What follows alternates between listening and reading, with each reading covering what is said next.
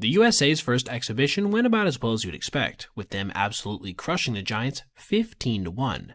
But in this contest, San Francisco actually agreed to play 10 frames instead of the customary 9 in order to give Mark DeRosa's squad a few extra reps.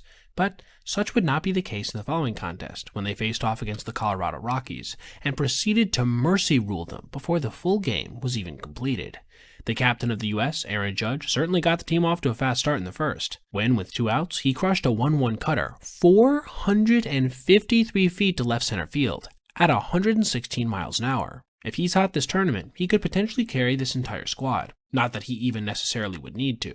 Colorado would fight back in the bottom of the second, getting a sacrifice fly off the bat of Kyle Karros, before Pete Crow Armstrong snatched it right back in the fourth with an RBI single. A wild pitch would then score Ernie Clement and push PCA all the way from first base to third later on, though he would be stranded there.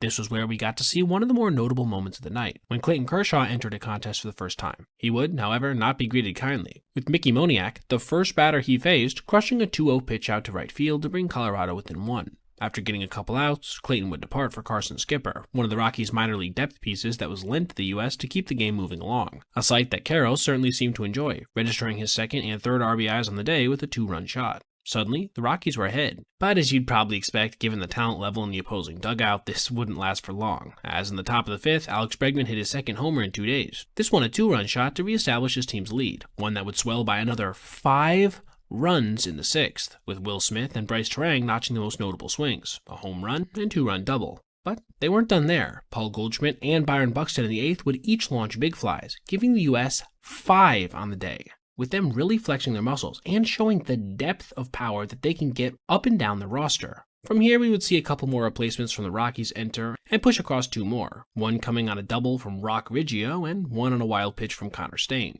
And so, after the top of the eighth, it was 14-4, which, after Colorado didn't score in the bottom of that frame, made it officially a mercy rule, as per the pregame arrangement between the two opponents. This was indeed another dominant performance from our national squad, and it only gives me more encouragement for what our chances could be once these games actually start mattering.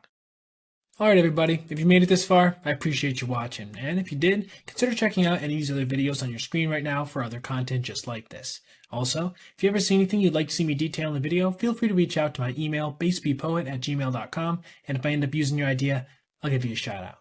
Thanks for watching. Have a great rest of your day.